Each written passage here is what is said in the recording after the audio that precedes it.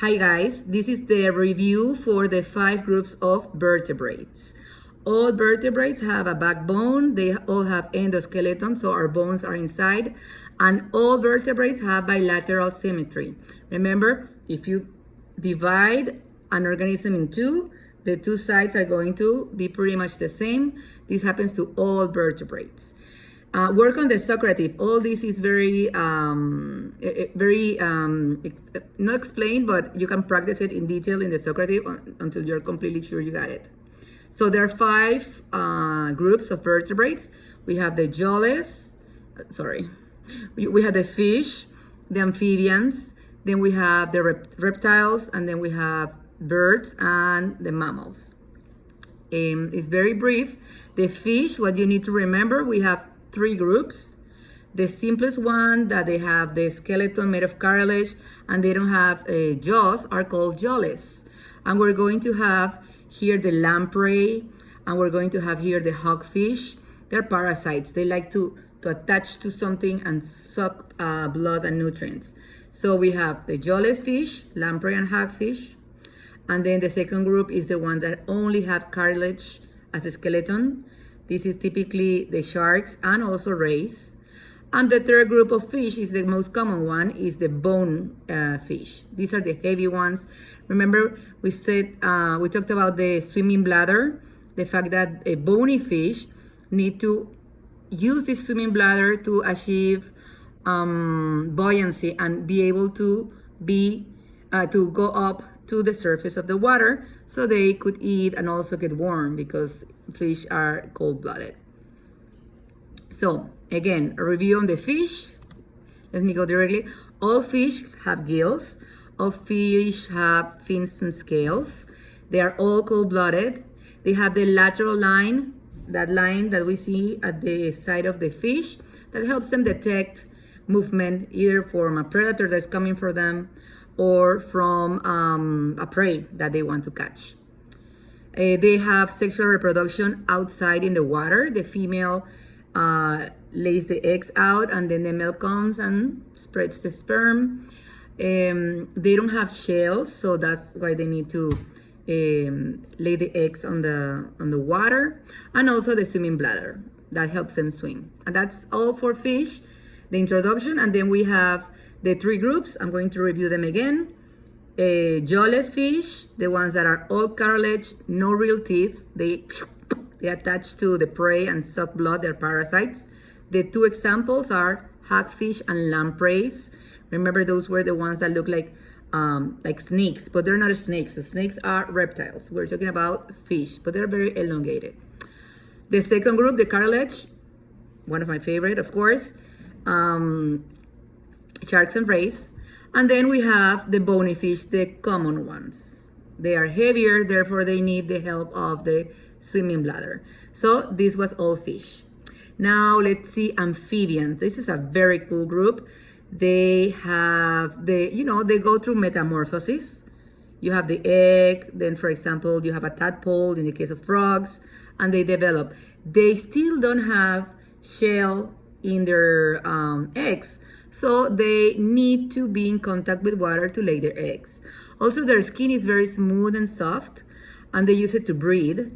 So usually it's very moist, and they can breathe through lungs, but also with the help of their skin. They are still cold-blooded, just as a fish. And then what else is important? Amphibians, moist skin, metamorphosis, cold-blooded, egg with no shells. That's it. Now we're going to see the reptiles. Reptiles, think about crocodiles, iguanas, lizards, turtles, snakes. Their skin is dry, scaly. They now can lay eggs outside of the water because their eggs have shell, but they're still cold-blooded. We often see reptiles laying under the sun to get their blood warm. They have lungs, they're cold-blooded, and eggs with shell, dry, scaly skin. Pretty simple, straightforward reptiles, and that's it. Now birds. Birds also a very cool group. And now we are talking about a warm-blooded animal. Think about a time where you were able maybe to carry un pollito, a little chicken, or a little bird. They are warm, fuzzy. Their bodies covered with feathers, and they are very light. I don't know if you remember. I took a bone to class, a hollow bone. Like you guys thought it was fake because it was so hollow, so brittle, and very light. It's precisely because the bones of the birds are hollow bones in order for them to weigh little and they can fly. I have someone working on next door. Horrible noise, apologize. So remember, all birds have beaks to eat. They have air sacs, they have hollow bones, feathers. Don't think, remember there's some birds that cannot fly very well, like the chickens, the penguins, what else? The kiwis, the emus, all these are birds.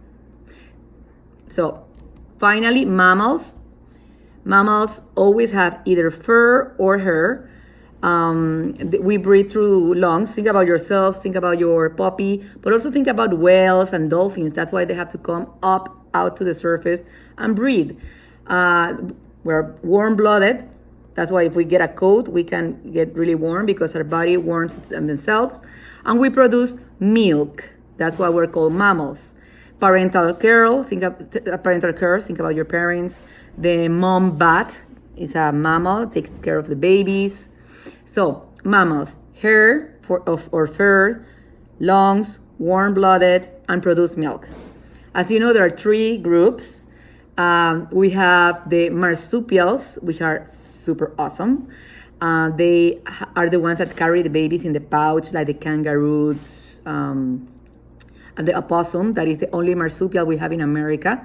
People are kind of mean to them, but I told you I love them because they're super, super good parents. That's the first group, marsupials, having the baby in the pouch, undeveloped baby, and it has to spend months in the pouch. Then we have the placental. The placental is like us. Remember videos of the elephant giving birth and then breaking the placenta and all the liquid coming out? Well, placental animals. This is also another example of dolphins and whales. They are placental animals, and you can see videos of them giving birth in the ocean. I think we saw the dolphin one. Monotremes are the ones that lay eggs. Platypus, your favorite, right? Platypus and echidna, mammals that lay eggs. That is interesting. So this was the review of the 5 main groups of animals.